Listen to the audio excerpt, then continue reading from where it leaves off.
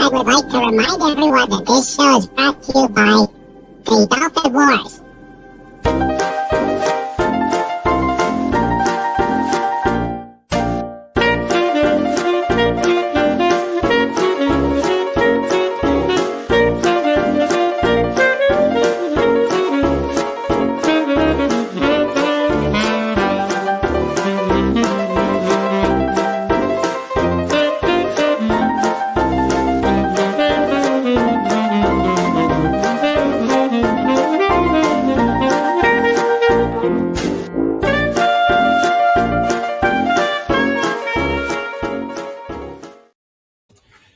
Good evening and welcome to King Dolphin TV. I am Raymond, author of the Dolphin Wars series of books, and I'd like to welcome all of you to the best pod in YouTube. I hope you are doing well today. Before I continue, I would like to mention that we lost another great one in Hollywood. We lost Robert Clary, who was LeBeau in Hogan's Heroes. And it's like Snorter Poopa said earlier, Schultz is probably enjoying LeBeau's strudel up there. So let's all give send some thoughts to Robert Clary. That's the third since the week has started. So, now that that's over with, I would like to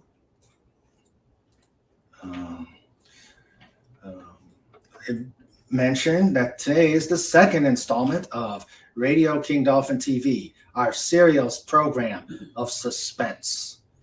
Joining me on the program are two distinguished cast members. Please give a King Dolphin television welcome to Antiderivative Jill, who is reprising her role as Tanya Ando. Welcome, Jill. Thank you for having me today.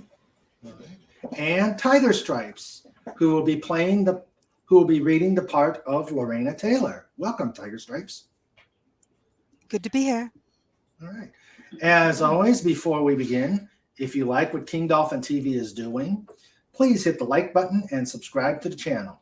Also, if you know any creators out there, please reach out to me with their information. I'd love to get them on so we can get their work out there.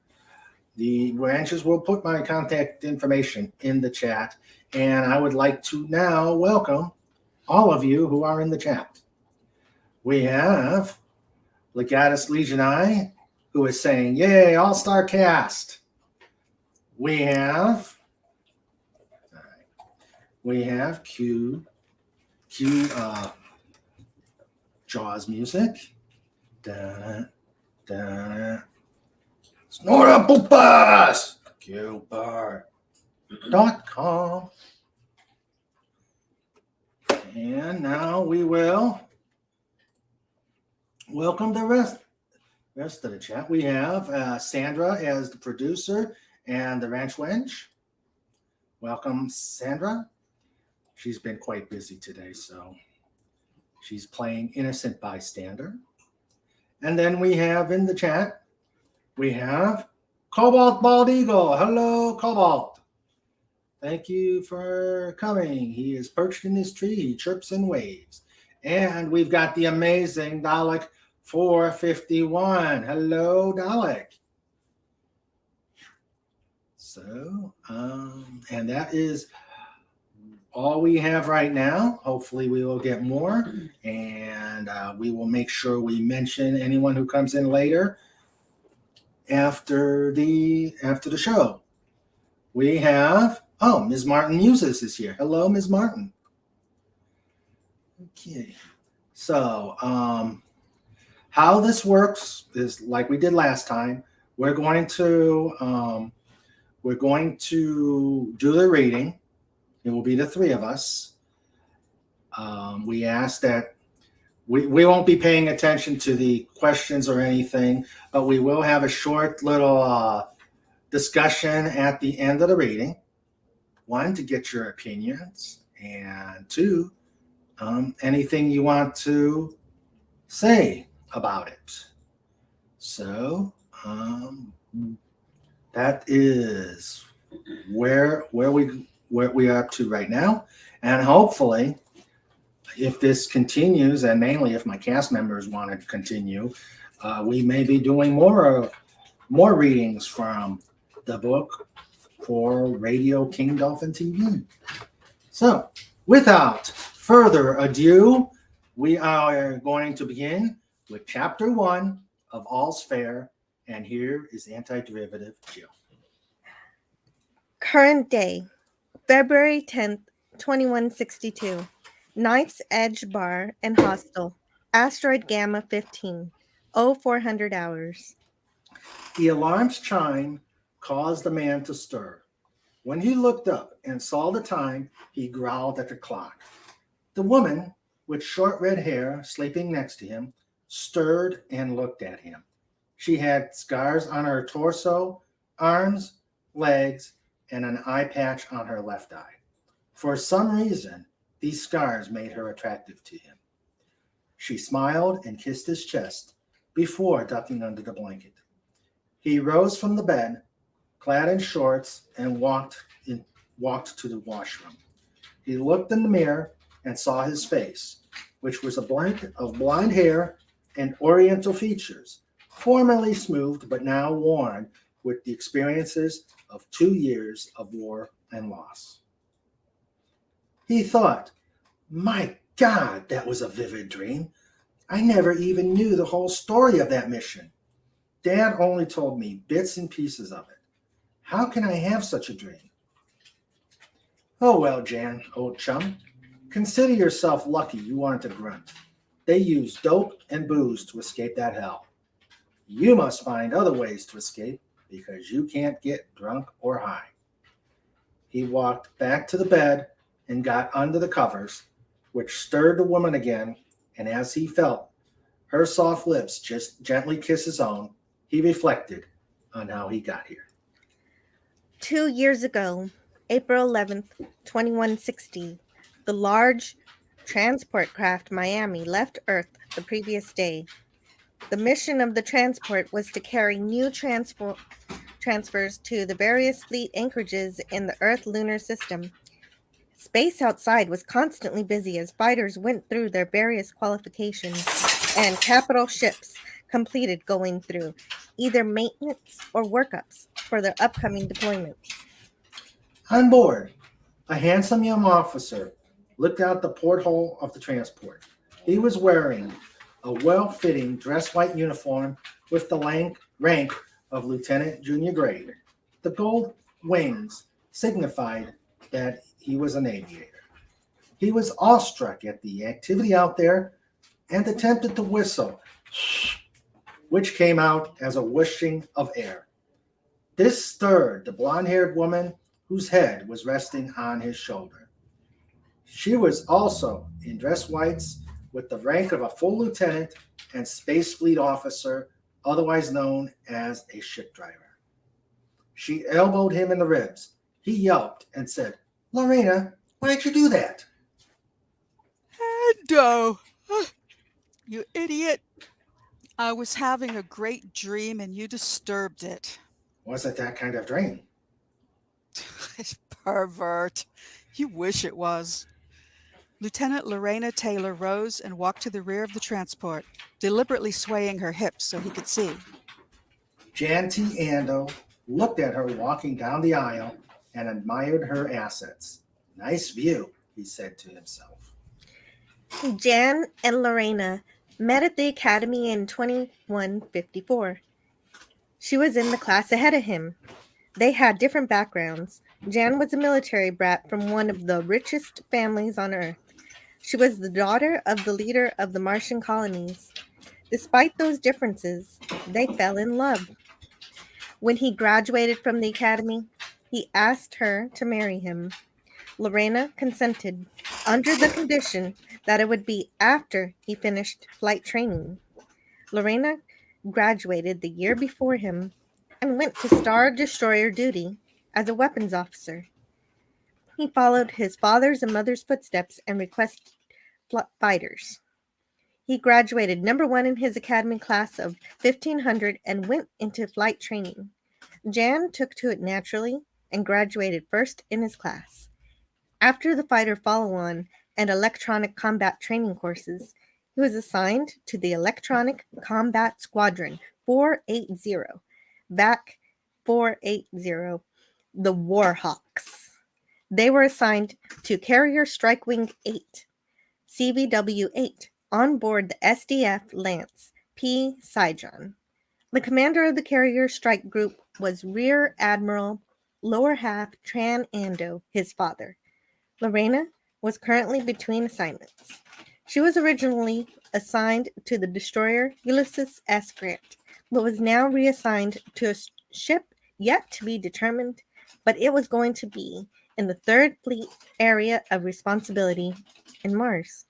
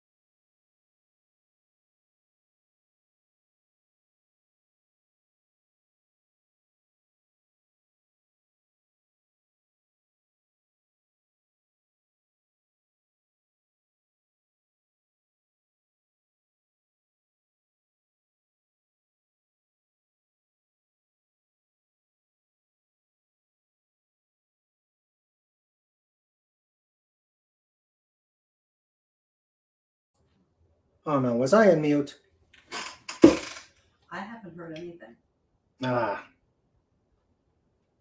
Okay, we'll start over on that one.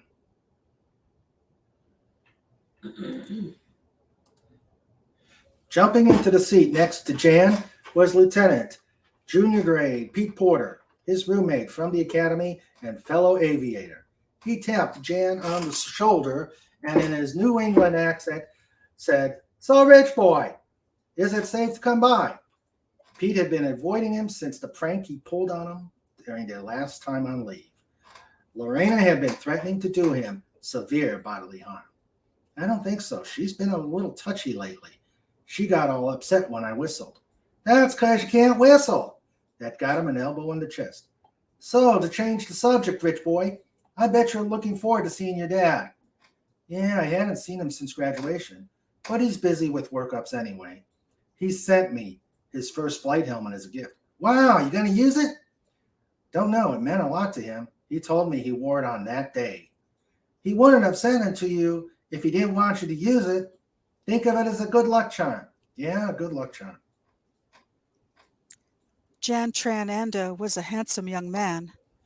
The blend of Mediterranean, Eastern European, and Asian features made for a striking combination. He also inherited his mother's unusual birthmark in the shape of a small dolphin just above his navel. He was born to Tran and Tanya Ando in July of 2137, almost a year after Ando's famous mission. It was a total surprise to both because they each wanted to focus on their career before having a family. He was the light of their eyes, a special boy.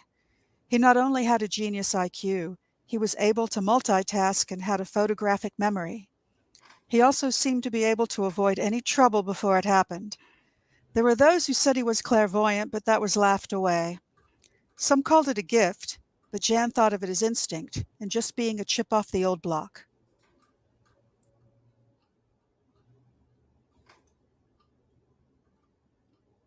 He was also athletic. He had amazing stamina and an unique ability to quickly recover from any injuries or fatigue. Ando and Tanya wanted him to try out many sports to see what he liked. He preferred swimming. Tran's father, Nguyen, laughed and said it was the salt water in their blood. He started out by swimming in their Olympic-sized pool at the base they stayed at, and at the Ando family estate, but found that boring. So he started swimming around the islands. First, he swam around their home island, Honla. Then he progressed around the entire island chain, where he was usually accompanied by dolphins that always hung around the island and that he befriended. He wanted to test his abilities, so with his parents' blessings, he entered the 2152 Hanoi Olympics. He became the first Vietnamese to win 8 gold medals in swimming, as well as the first Vietnamese to win that many medals ever. With so many accomplishments, it was only natural that he wanted to follow in his father's footsteps and go to the Space Defense Force Flight Academy in Colorado. Even though he knew his father and mother were decorated combat veterans, he wanted to enter on his own merit. He attended one of the most prestigious private college prep schools in the world. He ensured that his grades were perfect, and he knew he was in the best shape of his life. But when he went for the 2 slots available, he found to his dismay that 7 people in Vietnam all had scored exactly equal to him. He almost gave up his academy quest, but his father and mother advised him not to. His father took him into his office and quietly asked him to reconsider. Tran Ando opened a safe and pulled out a decoration box and a framed certificate, which he showed to Jan. Jan looked in awe at the United Earth Government Medal of Honor and read the citation. Citation to accompany the award of the Medal of Honor to Lieutenant Tran Nguyen Ando. On July 8, 2136, Lieutenant Tran Ando was flying number 2 in a formation of 4 ships on an important strike mission in the Southern Theater of Operations, Martian Sector. When they reached their target area, the formation fell under attack by enemy fighters, outnumbering their formation 4-1. Lieutenant Ando was the first to see the formation intrude upon their attack run and shouted a warning to his fellow aviators. As his formation split up to engage, Lieutenant Ando personally shot down 2 fighters in the initial battle. During the battle, his flight lead was shot down and successfully ejected. Lieutenant Ando escorted his lead down and remained until it was determined that he was safe. Upon seeing enemy troops move to his leader's position, he first notified rescue forces that there was an aviator safely down and then attacked to keep enemy forces away from his leader, where he shot down another 3 enemy fighters. Only when the rescue forces arrived did Lieutenant Ando, his fuel state desperately low, elect to fly to a refueling craft. After refueling, he inquired about the rescue and went back to the area to keep enemy forces away from the effort until the lead aviator was rescued. The efforts of Lieutenant Ando to keep a fellow aviator safe at the risk of his own life display the highest standards of valor of our world and reflect credit on Lieutenant Ando, the Space Defense Force, and the United Earth Government. Jan looked at his father first in shock and disbelief because he had kept it a secret from him, and then in awe because his father was a real hero. His father then said, "You know what this means, son? This means as the son of a Medal of Honor winner, you automatically get a slot if you qualify." Jan went to the academy, and on the first day, he met his roommate, Cadet Peter Porter from Boston, and they immediately hit it off. Pete became the brother Jan never had, and Jan helped Pete through the tough courses and the hardships of military training. They also had a friendly competition to see who could do better in their coursework. Jan graduated first in the class, and Pete graduated 25th. After graduation, the two got their wish and went to flight training. They were also in the same squadron and were again roommates. Again, they competed, and Jan was first and Pete second in their class. Now they looked forward to their first assignment. When Lorena returned, Pete stood up so she could sit down. Pete sat on the seat to her right. "Solo, are you still mad at me?" Yes, I am. Just watch your back. But at least you didn't wake me up like this moron here. Jan said with a shocked look in his face. "Hey, I didn't mean to." What, wake me up? Or make that ridiculous sound you call whistling? Ouch. He then looked out the port and said, "Wow, so there she is. That is one monstrous station." They all looked and saw the Fleet Admiral Chester Nimitz Naval Anchorage. The station was a large wheel-like station with many appendages. Each appendage that was occupied held a ship. Jan saw the one he was interested in, the carrier SDF Lance P. Saigon. Named after a 20th century Medal of Honor winner, it was a large box-shaped ship reminiscent of the ancient aircraft carriers. Its four nacelles in the rear of the ship held the push drive that enabled high-speed flight. The push drive, developed in the late 21st century, allowed ships to reach near the speed of light and enabled them to reach Mars in a week. The public announcement system bellowed. "We have reached the Nimitz Anchorage. All disembarking personnel report to airlock 16 in 1/2 hour." "That's our cue to leave," Pete said. The three officers picked up their carry-on bags. Their luggage was already being offloaded. John yawned. "Good. Maybe now I can get a good night's sleep. Transport beds are just one step away from sleeping on the floor." "You can say that again," Pete said. The transport docked to the station as they reached the airlock along with 50 other people. The airlock opened. They gave their names to the officer on deck and entered the station. They entered a vast open area surrounded by equipment. The intercom said, "Welcome to Naval Base Nimitz. Please pick up your baggage at the pickup area. You are to go to the reception area to meet your sponsor." They retrieved their gear and walked to the reception area. Besides the ship docking area, there was a residential area for inhabitants. Jan knew that his mom and dad had flag officer quarters here and was hoping that he would connect with either one prior to going to the ship. Lorena was on leave and received permission to travel aboard one of the destroyers en route to the carrier strike group's deployment to Mars, where she would get her assignment. Jan smiled and saw his mother, Tanya A. Ando. She was dressed in a flight suit because she was a commander in the reserve. His father pulled a lot of strings to get her to do her reserve duty on Nimitz base. Jan marched over to her, snapped to attention, and saluted. She returned the salute, and Jan gave her a bear hug. She gasped and said, "Easy, son. You're pretty strong there." Jan said, "It's all that good food and hard work." Tanya laughed. "You're such a liar." She turned to Lorena and Peter. "Lorena, don't be so formal. Come over here." She gave Lorena a hug and said, "Jan didn't tell us that you were coming in with him. How long are you here for?" Well, you know your talkative son, Mr. Personality. He always could keep a secret. I told him to keep it a surprise, and he did. I ship out with the group on board the Normandy. Then I will get my assignment.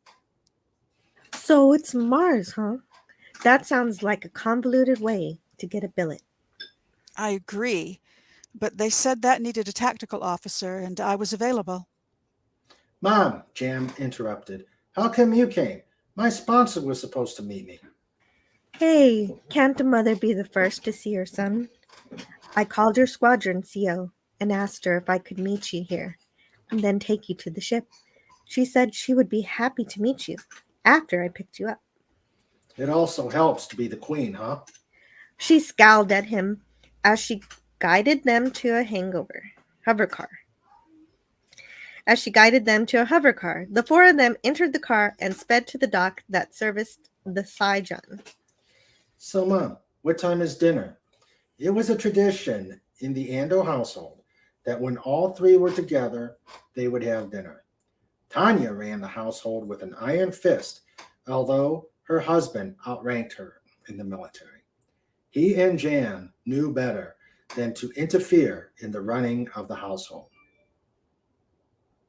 She decided that even though Jan was grown and had moved away, that when he was with them, he should not have to rely on the meals the Space Defense Force provided. She also set the tradition that when Jan and Lorena visited, their first dinner would be at Tran and Tanya's home, and that they would always have dinner together at least once a week. Jan loved these dinners because it gave him a chance to catch up with his family. Because they were so close, Jan had no problems with coming in and spending quality time with his family. When he chose his assignment after flight school, his first choice was easy because he wanted to fly in the same unit that his mother and father flew in. This was not a request for nepotism, since he knew that he wouldn't be assigned to the same squadron as his parents. But he felt as his parents did, that close family ties help keep a person focused on his daily life. Dinner will be in 2000. I set a place for 5. Peter said, "But ma'am, it's a family occasion and I would be in the way." Nonsense, Peter. You are a friend of the family. You have an open invitation anytime for dinner, Tanya said.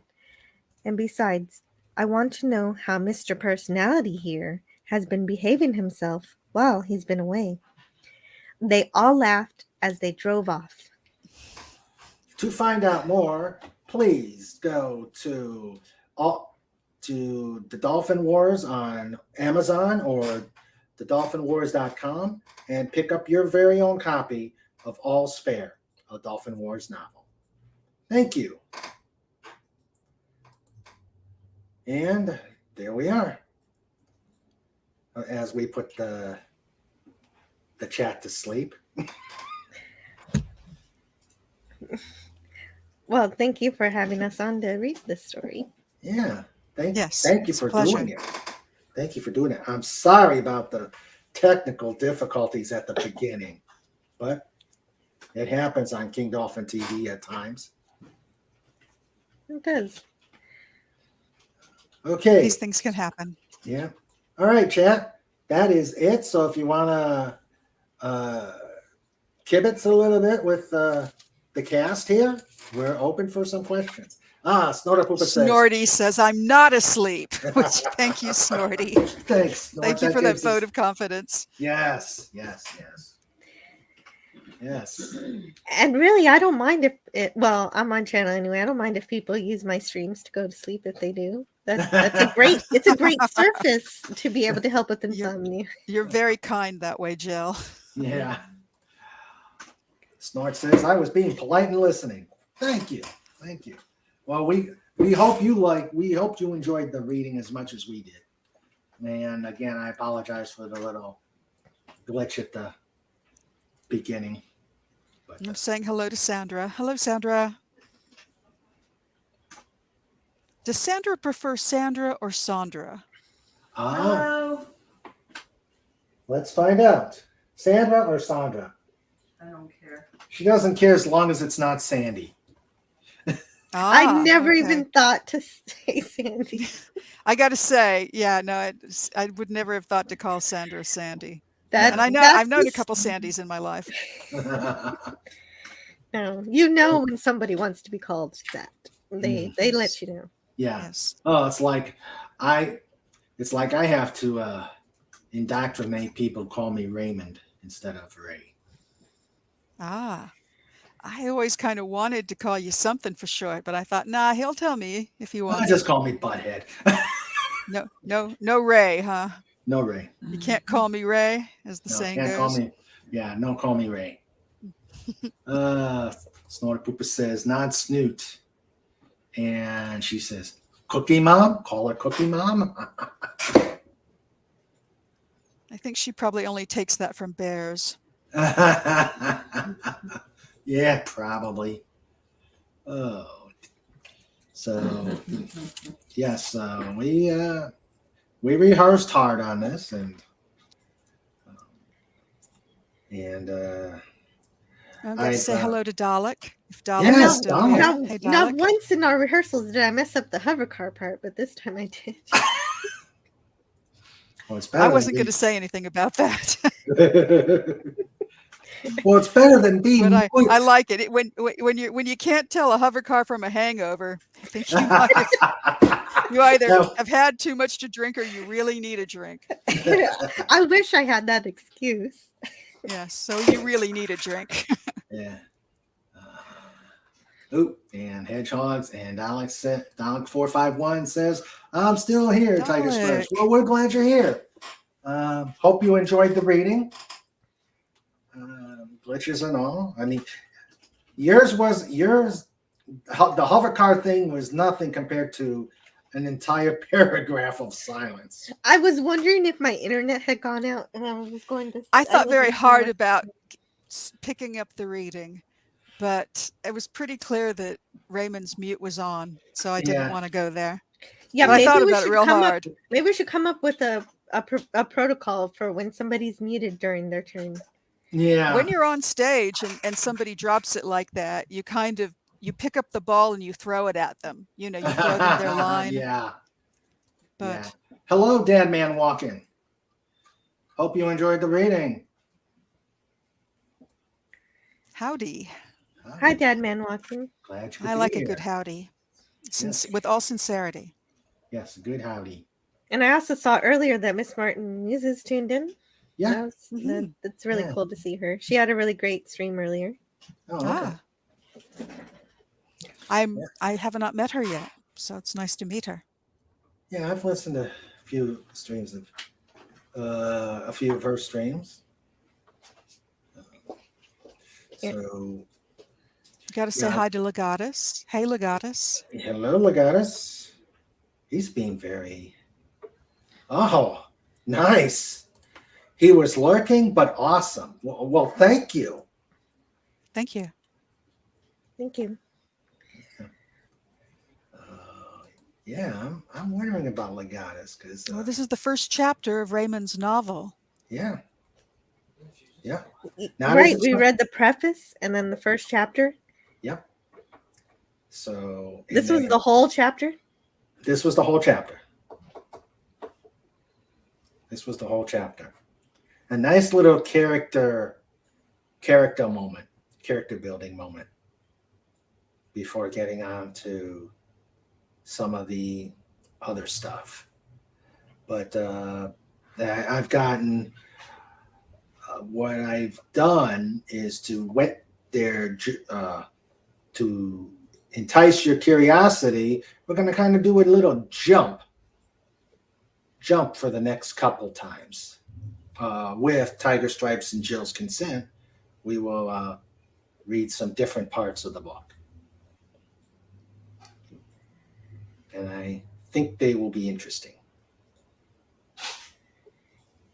Yeah, absolutely. That sounds good. Yeah. Mm-hmm. I've got to read the book myself now that we're going to be jumping around. I want to know what happened in between.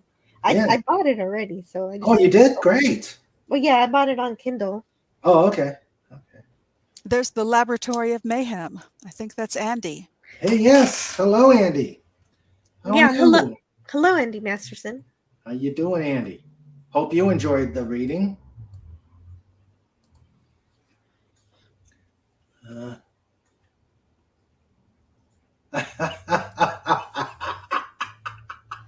I like this. Although I did feel sorry for the good lieutenant. No one likes it when mom takes them to school and tries to kiss them in front of the other kids. I have good friends whose son went to boot camp, and they went to see his graduation, and all of the cadets, came running in, the privates, and they mentioned how it was hard to find their son because all of them were approximately the same shape and weight. They'd all been working out so hard, and they were And all they're all- heavily muscled. Uh-huh. Yeah. And they're And all they all wearing had the the same thing. Yeah, same thing, and they all had the same haircut. Yes. So, yeah. Yeah. And also there were a few famous generals who had their mothers at the military academy. So yeah, I know what you mean, Snort. Yeah, I'm not in the military or anything, but when I did work in an office, I learned to keep my cell phone, my ringtone on, because one time I didn't, and my mom came to my work, and I wasn't answering the phone, so they ended up putting a message over the intercom that my mom is here. Ouch. Ow. Ouch. Oof. Yeah, that would be embarrassing. It was. I learned my lesson that day. Yep, that's exactly who it was, Snort. Douglas MacArthur. Mommy was there.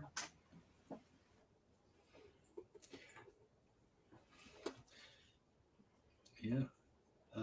No. Okay, Legatus, you got to say something. You've been quiet, and I know you know about as much of the book as I do.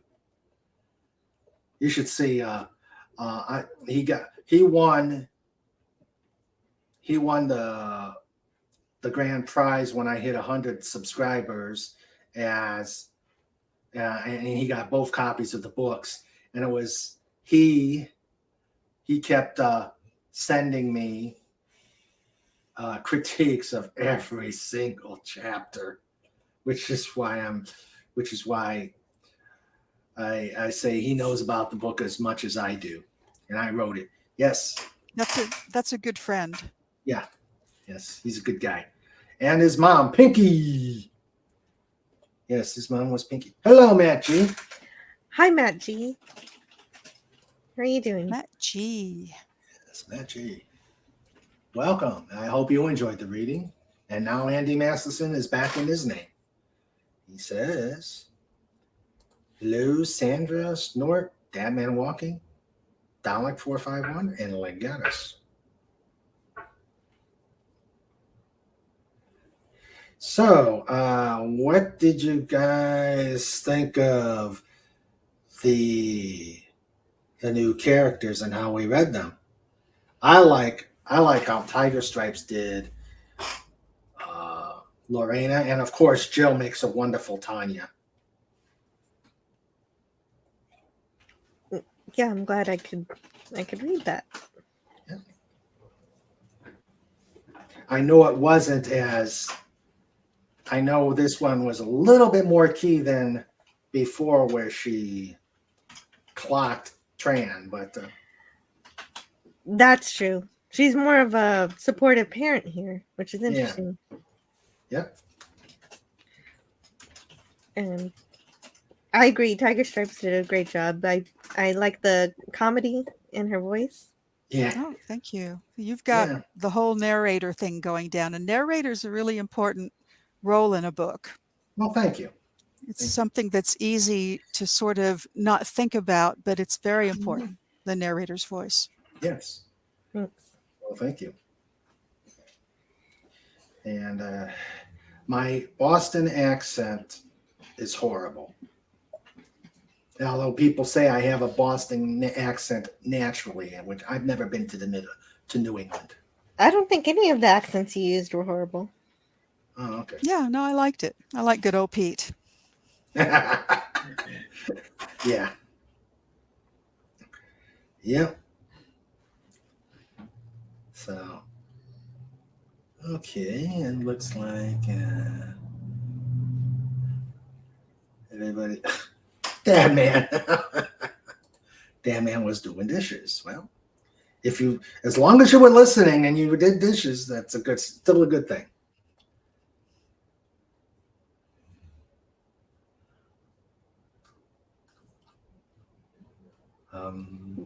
Yeah, exactly. Clabby always tells me never to look at the number watching because YouTube is usually wrong And because there are people lurking Mm-hmm. who won't show up in the number.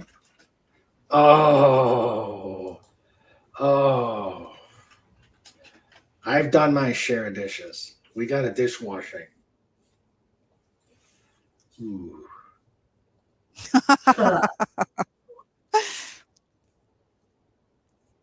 Oof. Well, do you have a dishwasher? Yeah. Well, there you go. Just fill it up. Yeah. Whoa. Excuse me. The last bow didn't last, but he did teach me an important lesson, which is if you cook, you shouldn't clean. What's the last bow? Bo. Oh, the last B-E-A-U. boyfriend? Yeah. Oh, your last boyfriend. Okay, Yes. sorry. Yes. I do know that word. It just didn't register with me. Yeah, that's all right. Dan, excuse me. I've just been gassed. Well, then that's why you're washing them, Dad Man. That is a really great handle, by the way. That's a great name. Dad Man walking. That's And funny. Snora Pooper says Snoopy is the dishwasher. Yes, he does the lick cycle. He does the lick cycle. Pre-wash. They can be very helpful for a really dirty Yes. pan. Oh yeah. You should see. He grabs it and carries it all over the place and starts licking it.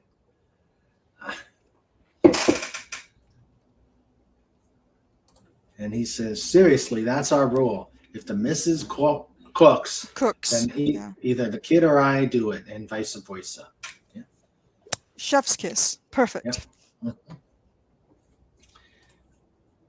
Sandra said we didn't have one in our last house, and I'm glad we have one now. Yep. I bet. Yeah. They are so helpful. Mm-hmm. They are so helpful.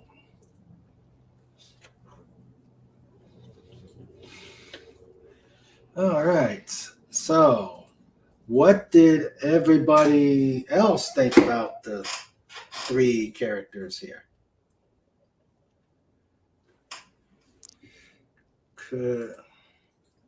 I save time on that. I just eat the dishes too.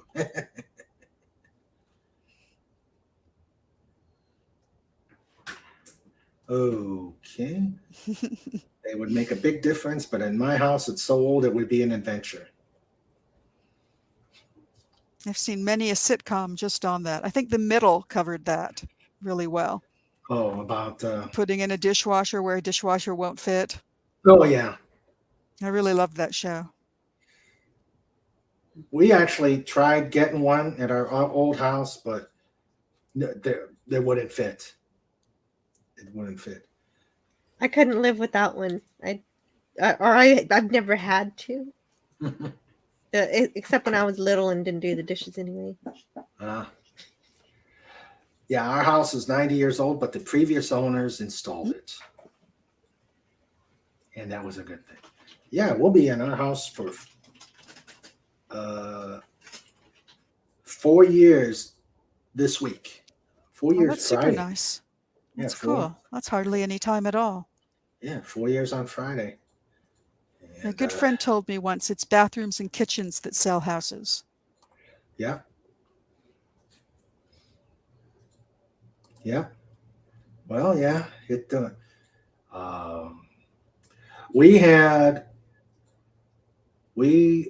We looked in down here first, and it was just amazing the way each room was like there were no doors. It was just like a circular path. I got lost the first time before I went into the extension, and then I fell in love with the backyard, the pond. Didn't like the fact we had trees out the yazoo, but we've got a beautifully landscaped yard and a nice fish pond, and I've only killed 3 fish. That's impressive. What type of fish do you have in your pond? Goldfish and koi. Big goldfish. About 15 of them. Yeah, we got about 15 of them. And they manage over the winter? Yeah. Mm-hmm. And we've had some frogs. Of course, I haven't seen the frogs, so they probably migrated. So, but yeah, it was a beautiful house, and the upstairs just made it up. It was icing on the cake. The way the upstairs was made. Largest bathroom I've ever seen. I like large bathrooms. Oh, that's a plus. Mm-hmm. Yeah. All right. Okay. Well, I don't see. Snort. All my fish keep dying, but they're tasty. Well, you're supposed to eat them. That's what bears do. Oh, Snoopy, quit it. Did you guys see the launch of the Artemis? I No. watched a few minutes of it, but I didn't actually stick around for the launch part. What Yeah, is I it? might go back. It was 1:30 at 1 o'clock in the morning. Yeah, the Artemis is the test is the launch vehicle for the upcoming It's a mission on the moon, around the moon. Yeah, this is an unmanned test flight. Is this a private company or NASA? NASA. Oh, wow. Yeah. This is the test, and then probably the next flight will be a manned flight to the moon. Not a landing yet, but hello, Pierre Kelly. Hello to Pierre Kelly. But that's a big deal. We haven't been away from Earth. Yeah, it's a very big deal. Yes, very. Let's see. Hello, Pierre Kelly. Oh, we're starting to get people.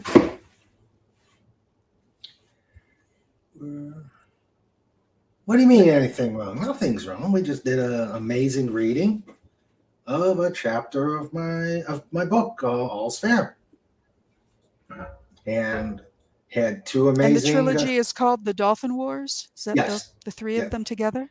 Yes, the series is called The Dolphin Wars. All's Fair is the first one, a Dolphin Wars novel. The second one is Peacemaker, and the final one in editing is Blood Feud. Good title. So, yes. Great cover, too. Let me see if I can get a...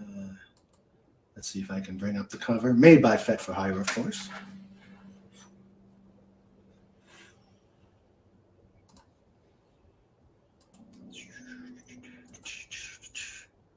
I think Legatus Legion, I probably fell asleep.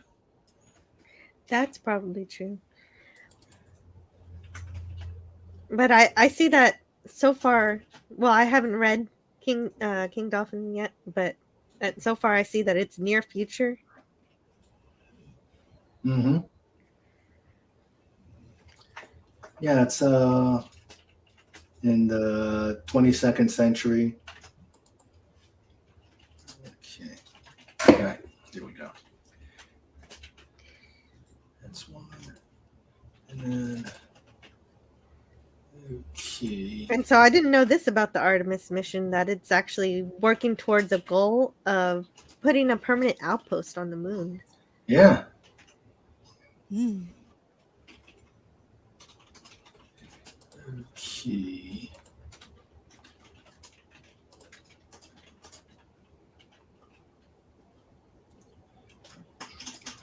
Okay. When I was a kid, there was an easy reader book about such a thing called You Will Go to the Moon. And then that turned out to be not true at all. Where's my jetpack? Where's my moon base? Where's my flying car? Yeah. It's like what? George Jettison's birthday they kind of let us was down. Somebody hiccuped and they let us down. Well, we stopped going to the moon in the early 70s, so Yeah. since the Yeah. space exploration stagnated, so did Yep. any chance of us getting there. Mm-hmm. Yep. Yep. There it is. There's the cover. Okay. And then that's the front cover. Ah, not that one. Okay. Stop sharing. Okay, and then Good logo. Thanks. Or thank Fat. Mhm. He took what I mentioned and went with it. Fat is amazing. Please subscribe to Fat. And there's the back cover. Mm. It's good. Yeah.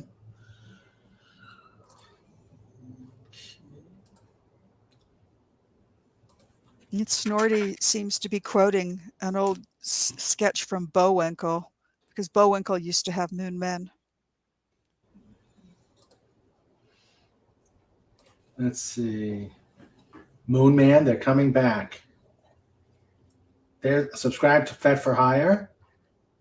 And Moon Man 1, they're coming back. Moon Man 2, yes, oh man. Moon Man 1. Oh well, there goes the neighborhood. Cobalt says, nice soothing voices wrapped up in blankie, drifting in and out of sleepy time. Okay. And Snortapupus says, as long as they don't store nuclear waste on the dark side. That didn't turn out so well last time. Oh, yes, I remember that show.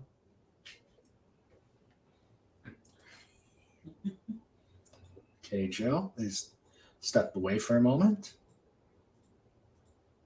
But yeah, I remember that show. And let's see. Cobalt says, fun moon fact. When the later moon missions landed, the whole moon rung like a bell, setting off the seismometers when the lander made touchdown. Wow, I never knew that. I never knew that. Okay.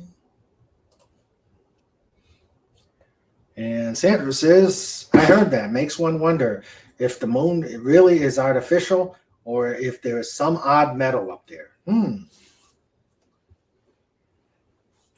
One must wonder. Or if you watch Doctor Who, it's a big dragon egg, a monster egg.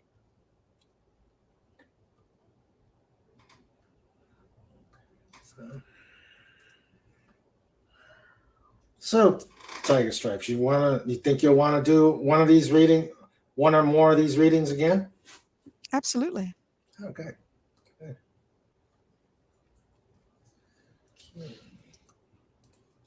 The bears aren't telling. We'll just move our base. And that may be necessary if we go back. Welcome back, Jim. Thank you.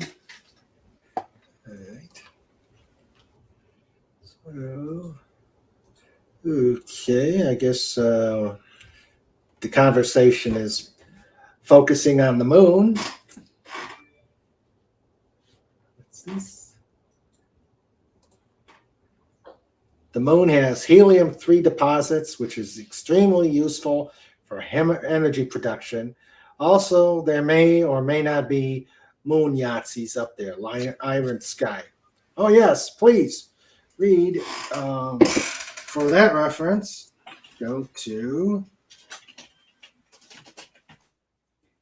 please go to read Pudgy's Adventures. He does have a moon story. Sure. The helium-3 will be used for fusion once we figure out how that works. Uh-huh. We don't have it going very well just yet. No. If you listen to, what's her name? What's one of the science bloggers, the science YouTubers, Sabine Hasenfelder? She says it's probably not going to happen because they can't see fusion. Yeah. Well, I could see because it's an energy intensive process. Yeah, so far we have a fusion generator, but it doesn't put out more than it uses up. So it uses up more energy than it gives back at this point. Yeah. And you obviously don't want to use an H-bomb. Oh, well, we do use fission. That's nuclear plants use fission. Right. So yeah, so we want to use fusion instead. Yeah.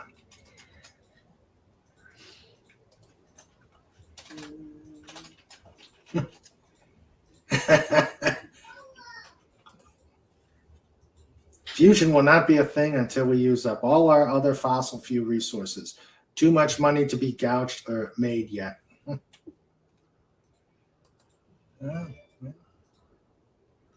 So, okay, well,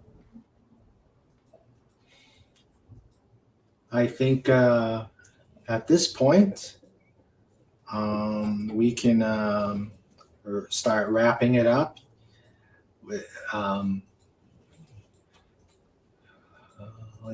Yeah, we'll start wrapping it up with show notes.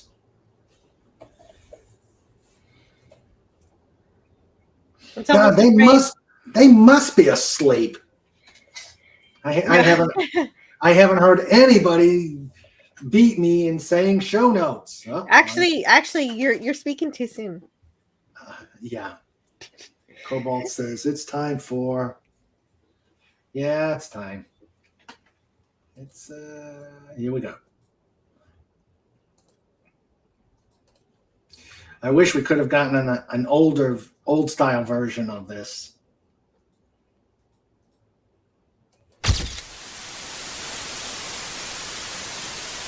Oh, nope, not that one. Hold on. I don't know what I'm doing today. Gets out the wrapping paper. Oh. Show notes. Yes. Here we go. It's time for show notes. It's time for show notes. It's time for show notes. With Mr. Raymond and Sandra too. It's time for show notes. Done. All right, there we go. Show notes. This coming week is going to be interesting. This Saturday, I've got a commitment, so Just Cuz will be on Sunday. So we'll be doing Just Cuz at Sunday, probably about 4 p.m. Eastern, and we'll have the usual laughs and shenanigans and everything that you've enjoyed for King Dolphin TV Just Cuz. On the 23rd, it took some doing. It took some knee bending. It took some begging. But we're on the 23rd, we're going to have a Surfside chat. It's going to be a special Thanksgiving edition with Cooking with Sandra. Hooray! Yeah, I think she's going to make a pumpkin pie. I'd like to see Sandra. I don't know. Sandra's got some things to teach us and tell us. Yeah. Yep. She made the puree from scratch. I mean, she killed the pumpkin to get this stuff out. So yes, it's gonna be fun. Cobalt's gonna be, and Cobalt's saying yay, and who knows, we may be doing some other things. And the 23rd is what day? It's Wednesday. Oh, good. Day before Thanksgiving. Mm-hmm. Yeah. Then we've got we'll obviously have a Saturday Just Cuz. I don't know. Hopefully we'll get a decent showing because everybody will still probably be out celebrating Thanksgiving. Big shopping weekend. Yeah, Black Friday. Yes, Black Friday. Big shopping weekend. Yeah. On the 30th, we're going to interview another author, Peggy Sue, she'll be coming on and talk about her bookworks. What genre? I do not know. I'll have to check with her to see what genre it is. Fett actually referred her to me. So, and I think with everything going on, I just didn't get a chance to look at the genre. So I will check with her. On Pearl Harbor Day, the December 7th, we'll have Michael Donahue do a World War II memorabilia discussion. And of course, every Saturday except where I have commitments, we will have our Just Cuz, where we do shenanigans and jokes and have just a blast. So please continue coming to King Dolphin TV to enjoy the fun. Let's see. Snorter Poopa says everyone will be home, recovered from Thanksgiving dinner, and enjoying their tryptophan comas.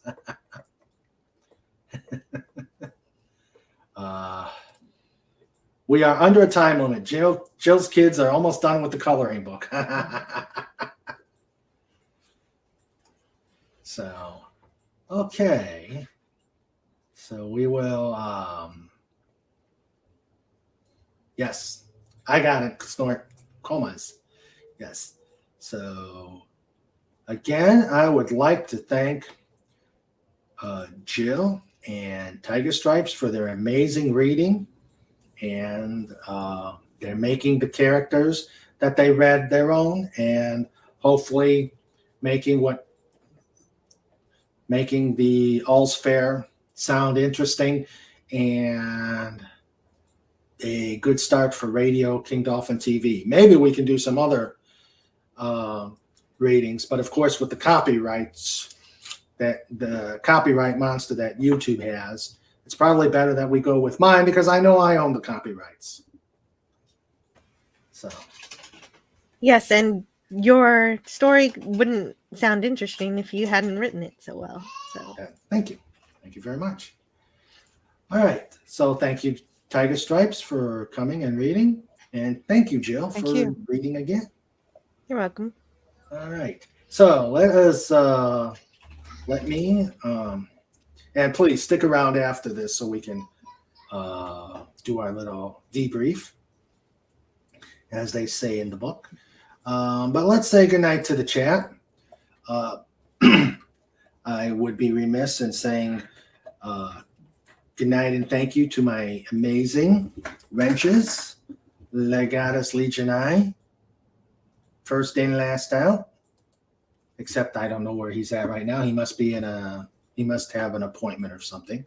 And then we have the ever popular, ever scary, ever hungry Snorter Poopas Cuber.com.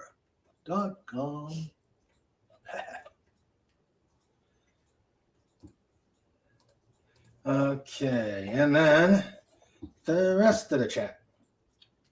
Snort says, have fun, every human, dolphin, doggo, hedgehog, and eagle. Our producer and wrench winch, Sandra. And working very hard, our co-host for Just Cuz on Saturdays, Wendy Webb. And then the chatters who were here. We had Cobalt, Bald Eagle. We had the amazing Dalek 451. We had Matt G visit. We had Andy Masterson visit. Pierre Kelly was here. Ms. Martin Muses was here. We had Dad Man Walking. And thank you all for coming. Hope you enjoyed it. Hope you will look forward to more of Radio King Dolphin TV and King Dolphin TV in general. And Jill, please plug your channel before Thank you. I have a fun science fiction channel. On Mondays, I go to Pop Culture Curator's channel to review the animated series. And on Tuesdays, I review the original series, Star Trek, at noon.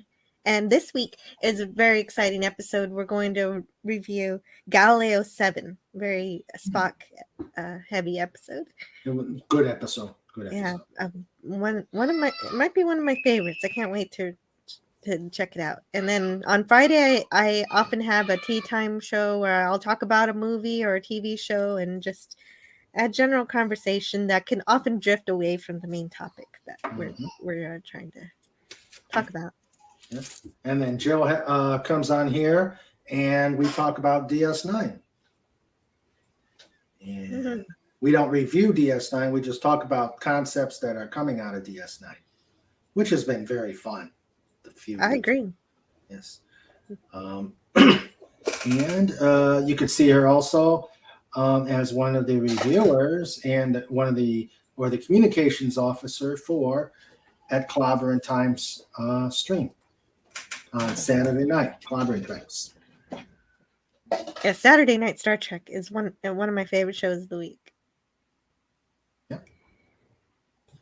And Tygerstripes. You have a channel. No, I don't have a channel. Don't have a channel. Okay. No. You will. You'll get one. I think I'm going to get there. You got a great review of a Cara Dune toy. Yeah. That I took that down. Oh, you Aww. Yeah, that's all right. Why? What happened? No big. Okay. All right. Yes. Okay. Oh, now you say something, Legatus. When will we get the next chapter of this epic series dramatized? I think next year. Yeah. I think early next year, probably. Yeah. Sometime in January, maybe. I don't know. Maybe. Depends on Jill. Yeah. Depends on Raymond. And depends on you. Because, like I said, we're doing kind of a skip. We're doing a leap. Yes, the holidays are starting to feel like a steamroller. Yes. I keep telling myself they're supposed to be fun. They're supposed to be fun. But yeah, we will do another reading. I have to, like I said, we're going to do an interesting thing in that we're not going to go in order. We kind of do a couple of jumps to wet your whistles. So, all right. But thank you. He said he didn't want to disrupt the reading. Okay. But I expected some, but I expected some fame, some of his well-known comments, but that's okay. That's okay. All right, everybody. Until next time, you guys stay safe, stay warm for those that are in colder climates. And for those that are in warmer climates, stay comfortable. And kept Pudgy outside so he didn't interrupt also. Oh, okay. And we will see you this coming Sunday. And everybody, take care and let's continue to make some waves.